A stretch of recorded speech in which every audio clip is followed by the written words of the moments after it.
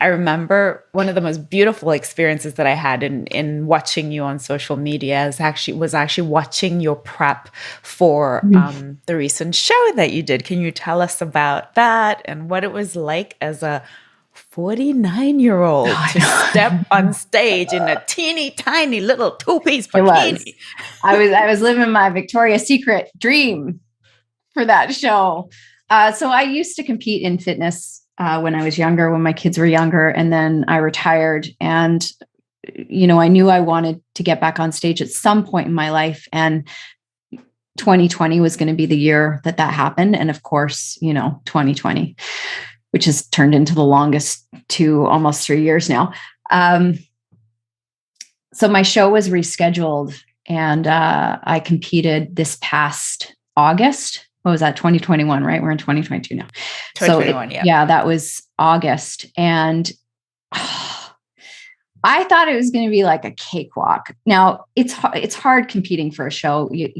I'm on a strict diet because I have to look a certain way when I walk on stage. This is not like for average everyday people. I'm an athlete. I have a coach supporting me. I'm not living on just like lettuce and peanut butter. That's not how it works. But there's a lot of energy output. There's a lot of cardio. There's a lot of weight training. All of those things, piece of cake, easy for me. They're hard. The hardest part of the entire thing was leaning into my feminine really hard and looking at the judgments that I had over women who can really embrace their sexuality and their femininity, right? The judgments that I had. So I had one coach, opposing coach, and she's so badass. She's in her 30s. She rides dirt bikes. She's also like a model. She has no problem, doing her thing, modeling. She's also an entrepreneur. And I was like, wow, look at her range. And I had to look at the judgments I was holding over myself. Well, how can I go out and lead thousands of people on coaching calls and do what I do and be taken seriously and be walking around with wings and glitter and sparkles, right? They were just for the record, and we should show a picture. They were fabulous wings. Oh my God, it was so fun. It was so fun. But I really had to embrace that. You can't walk out on stage in your masculine doer energy, right? I had to just fully embody that side of me and allow it to be there and be okay. And recognizing the shame that I was harboring around that, even wanting to embrace my sexuality, the judgment that I was carrying over myself. But, Sandra knows a long time ago, I created an alter ego for myself, and I was determined that I was going to walk out on stage and I was going to embody my alter ego. She was just going to become a part of me. And she did. And it was amazing. And it was like the time of my life. It is probably the first time ever that I walked out on stage in Vegas. So this was a world competition. I was there by myself because, of course, we had all these restrictions in Canada, and the window opened. It was magical. The window opened. I could fly there. I could fly home, quarantine. Then the window's all shut. And I walked out on that stage, every stranger in the audience was there for me. This was my show and I was going to own it. And it was just it was so phenomenal, especially coming after, after the year we had. I was so proud of myself, not for the hours logged in the gym, but because I just embodied what I wanted to embody. And, I didn't create world peace. I didn't save homeless dogs. But man, for me, that was such a win for me, just in terms of confidence and really feeling like I get to do this. I get to celebrate this. I get to be larger than life. I get to turn up my light and shine as brightly as I can. And in doing that, it's not going to dim anybody else's light. It's not going to make anybody else feel less. And I think that that's the most fabulous thing about, as we get older as women, we start to come home to the fact that we're not taking anything from each other. The more we link arms and rise up together, the more we all shine.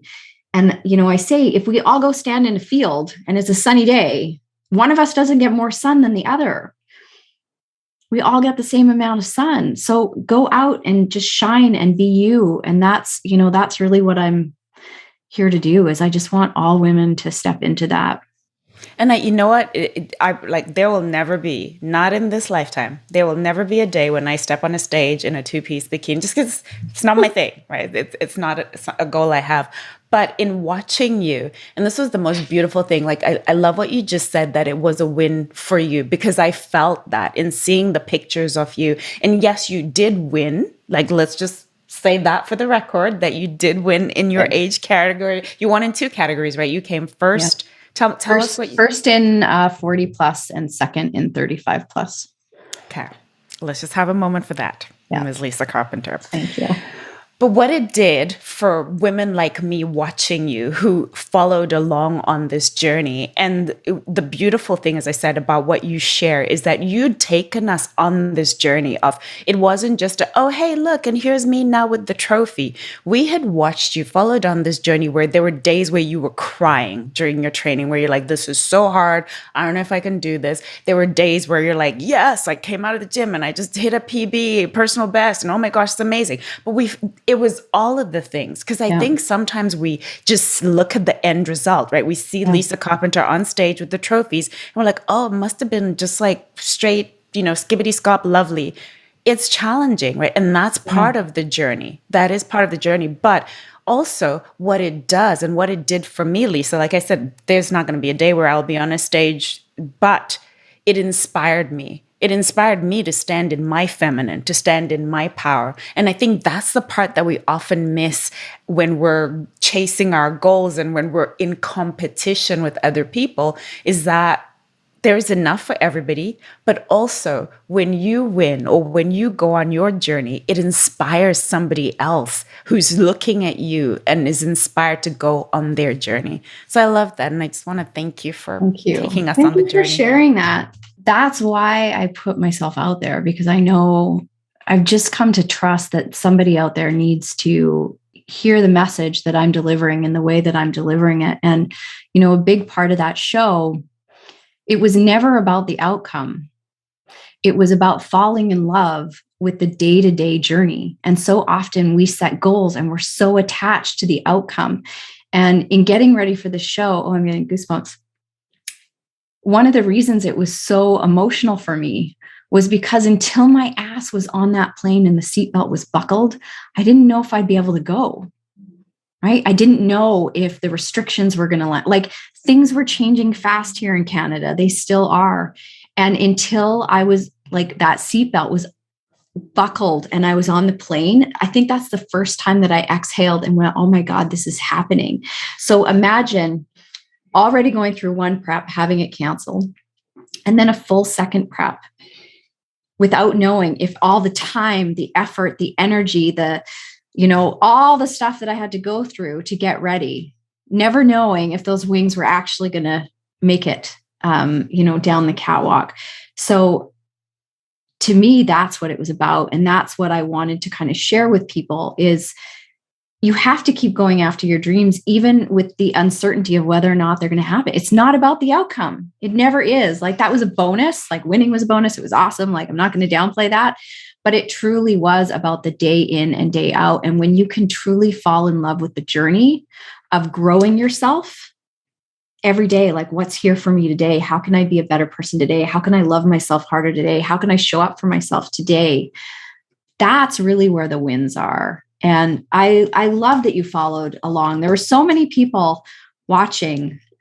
And I think that that's another important thing for any of you who are putting yourself out there. You never know who's watching. You never know who you're inspiring. And most people will never tell you. So you have to trust, right? You have to trust that what you have to say and who you are in this world and the impact that you're making, whether you're a mom or an entrepreneur, it doesn't matter. You're all here making an impact, that somebody is being touched by your impact that you may never know about. And it takes courage, Lisa, right? It takes courage to put yourself out there. It takes courage to step into a big dream. It takes a lot of courage. And I know something else that you've been talking about recently is the courage to speak, right? To not censor yourself, to speak your truth. What's been the catalyst for you? Because I know this is something that you've really stepped into recently. What's been the biggest catalyst for you in terms of you feeling the need to speak your truth? A friend said to me a long time ago, and I've never forgotten this, he said, stand for something or stand for nothing. And I think that there comes a time in all of our lives, whether it's in our personal relationships or something going on in the world, where we're called to take a stand. And I've always been the person who can see the nuances of everything. I never see the world as black and white. I never have, right? If somebody tells me this is the way it is, I'm the first person to be like, I don't know, right? I was that kid in school. I always questioned. I always pushed back, not because I was trying to be a troublemaker, but because I was curious and I was questioning. And I was always shut down, right? Just go along to get along. If you guys are familiar with that, right? Like just fall into line. We're doing it this way because I said we're doing it this way. And I'm like, but it doesn't really make sense to do it that way. Well, this is the way you have to do it. So that was my childhood, right? Even my dad, like I remember I wasn't allowed, this is so stupid. I wasn't allowed to go to the mall on Sunday because it was Sunday. And I'm like, but we don't go to church. So what does it matter that it's Sunday? Because it's Sunday. We don't go to the mall on Sunday, but we're not hanging out as a family. So why can't I go to the mall with my friends? So I constantly remember these kind of, where I would question, and I was told that this is just the way it is. And that was part of the codependency that I got into. Was it's not safe to have my own opinion. It's not safe to have a voice. And that if you have a viewpoint on something, that could be dangerous. So humans at our core, we are always seeking love, safety, and belonging.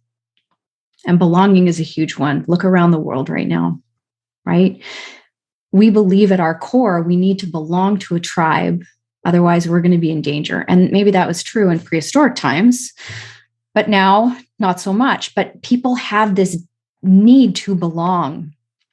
And in today's world, if you're willing to have an opinion on something or even a nuanced belief, my God, to hold space for the both and is challenging.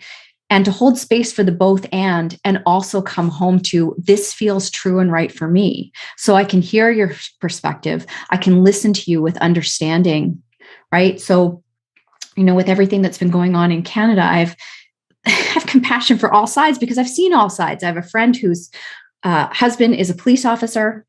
I know, we got the trucker convoy and then we got the regular people and then right. And everybody wants to put people into boxes so we can categorize people. And I just can't do that. And I can also come back to what feels right and true for me. So speaking out has been very uncomfortable, huge growth edge for me. My parents don't share my perspective. I've had people in my DMs who don't share my perspective, but I'm never, you watch my story, Sandra, I'm never confrontational about anything. I'm like, this is kind of where I stand and let's hold space for the nuances. But it's amazing how many people end up in my DMs wanting to convince me, right? Trying to get me to join their team. And I'm like, look, I can hear what you're saying and I understand your perspective. And if you're here to change my mind, I still know what feels right and true for me. You don't have to agree with it. I'm not asking you to. I'm not here to argue with you. So never before have I really stood up and had a voice around something, even knowing it's going to, people are going to unfollow me. And some people might not like my stance, including my parents. Even within my own household, me and one of my sons have very different views on things. And he's 21 and I love his, he's 21, right? It's all good, Mom. It's all good. But this isn't a problem. You're 21. But what it's really come down to for me is, what will it cost me if I choose to go along and get along? What will it cost me if I don't be honest with how I'm feeling? Because that comes at a cost, right? This is why people suffer illnesses and, struggle with their physical and emotional well-being because they're holding on to energy because they feel like they can't talk about it. So you don't have to go on social media and wave your flag, which apparently these days, if you wave a Canadian flag, you're a terrorist now. Like, this is how crazy we are, right? We're censoring the word freedom. The word freedom is being censored, and you're a terrorist if you wave a Canadian flag. Like, this is where we're at. I just cannot participate in cancel culture. And so for me, it's important to have a voice and encourage other men and women that they can openly talk about how they're feeling. Surround yourself with people who are willing to hold the space for both. And I'm so grateful that I have cultivated a community of friends and colleagues who we can have open dialogue about it and not cancel each other. But a lot of people haven't done enough work on themselves yet to hold that both and space. Yeah. Because I think it really comes from that place of, if you don't believe what I believe, then you're somehow a threat to me, right? It's coming from, I really feel it's coming from a place of insecurity. Because if you're secure within yourself and your belief, I don't really care what you believe, right? It's irrelevant. I believe what I believe, and hey, that's great that you believe something different. And so I feel like, yeah, we've really devolved into a place where everything must be black or white. There is no nuances. There's no shades of gray. There is no space for and, right? That I can be this and, or I can be open to hearing you. So thank you for. Well, I think it's important to know too, right? There's studies done on this. You guys can go look this up. I watched one the other day. I didn't post it because I don't like name calling, and there was like name calling around the video. I want to see if I can find the video without the name calling. And I've seen studies of this before, but they put a woman in a room, and every time the buzzer went off, she would stand up and sit down. Right. So she was part of the test. She'd stand up and sit down. Right. So then they bring in like test study number 2, who doesn't know what's going on. And, the buzzer goes off and the woman stands and sits. After a few rounds, he starts standing and sitting too. Then the next person comes in. Same thing, stand and sit, right? Because we so need that sense of belonging. People will override, even though they know it's not okay. They will override knowing it's not okay to go along. And we can all say, oh, I would never do that. But we all do it. It's built into us as humans. So we always have to be watching for what feels right and true to us, be willing to question it, right? Like, I've even had to step back and question, like, so my perspective is also based on my beliefs, my bias, how I grew up, to have the courage to question that. What if this isn't true, Lisa? What if this isn't true? What if this isn't true? So much dissonance comes up for people when we start to ask ourselves, what if this isn't true? But that's what we need to lean into harder as humans, is the discomfort of asking those questions, because only then we're going to see change within ourselves as well. So even if we go back to where this conversation started with Macy, the dissonance I faced around, oh my God, like setting boundaries, and that's going to mean that I'm like the dissonance I felt around that when I was setting boundaries, like every part of me not wanting to lean into it. So courage. And the judgment that would come too, Lisa, from not just, like, oh, what is he going to think? But also from society, right? Oh my gosh, you have a 6-month-old baby, and oh my gosh, like, broken relationship, and all of the judgment that comes with, with it. Yeah. Right. So this is what I've been navigating over the past 6 months, is knowing that other people are going to judge me. They were judging me before. They're going to continue to judge me. They can leave my space. What's more important, though, is that I don't start judging myself for what I believe, and staying open to changing my mind as things change, and trying to share that message in the most kind, gentle way I can, while not throwing myself under the bus to make other people feel comfortable. Right? That's yeah. Lisa, real quick, could you share, because it's such a powerful thing that you shared with me, the alter ego? Like, what is an alter ego? Why do we create an alter ego? What does it mean? So the alter ego exercise was given to me years and years ago by a coach. And I'm like, this is stupid. I don't want to do this. I literally stomped my feet about it for a while. And then I sat down and thought, okay, really all I'm doing is creating a version of myself that already exists, but I'm going to turn up the volume on everything. So I looked at people I admired. I looked at elements in myself and got honest with myself about certain things. So your alter ego is really just a version of you with the volume turned up to 10. So I had a friend who was really extroverted. She could walk into a room and talk to anybody. She's just one of those people. I am not that person. Like I walk into a room, I'm like, where is one person? I look for the people on the perimeter of the room. I'm like, there's my people. And I have like one good conversation and I'm good. But I also recognize that it wasn't a lack of, it really had nothing to do with being more introverted than extroverted. It had to do with, I was insecure. So my alter ego, right? She can walk into a room and confidently walk up and introduce herself to someone and be welcoming and be open, right? Whereas the current version of myself at the time would walk into the room and stand in the corner and hope to God somebody would talk to her, right? Like that's how I approach life. So my alter ego became this woman that I wanted to grow into, right? She wears, she'll put on red lipstick if she wants to feel powerful. So it's kind of a joke now on TCP, right? I'm not there to play when I've got my red lipstick on. And that's why one of the reasons why I chose to wear red when I went on stage. I'm like, I'm taking my red lipstick to Vegas with me.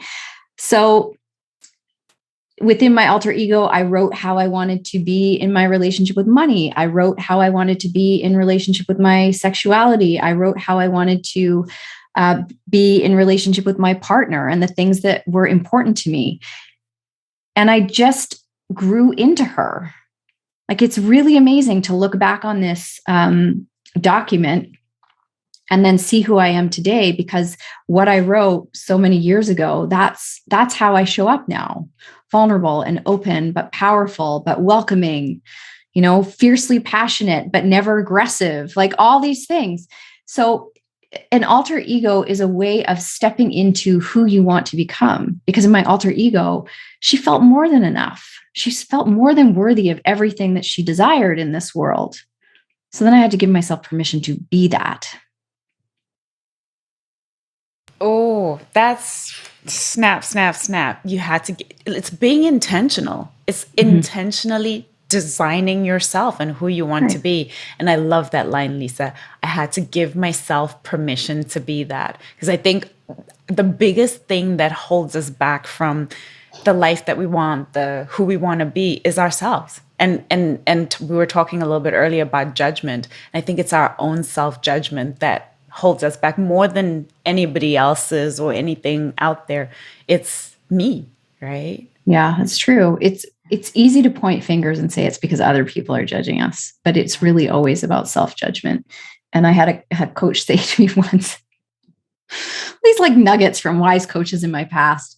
He said, Lisa, somebody's already judging you. Has it stopped you from getting to where you are today? And I was like, what?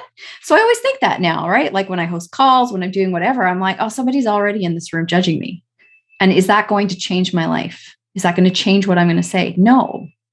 So when you kind of approach it, like, I don't need to be afraid of judgment because it's already here. Somebody's already judging me. Carry on, folks. As you work. As you were. As you were, because you're right. Someone is always going to judge. Someone is always going to not like you. You're going to be too much for someone, not enough for someone. They'll never be. And ultimately, we lose ourselves in trying to literally be like the wind, right? Please this person and that person. And ultimately, what matters is you.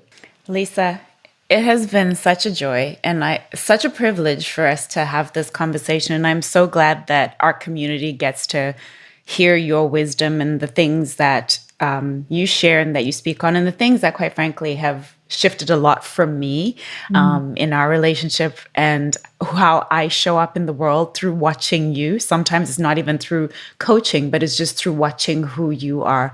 And I'm so grateful to you for that. And I wanted to ask, because I know that you speak a lot about identity and the power of our words. How would you finish this sentence? I am.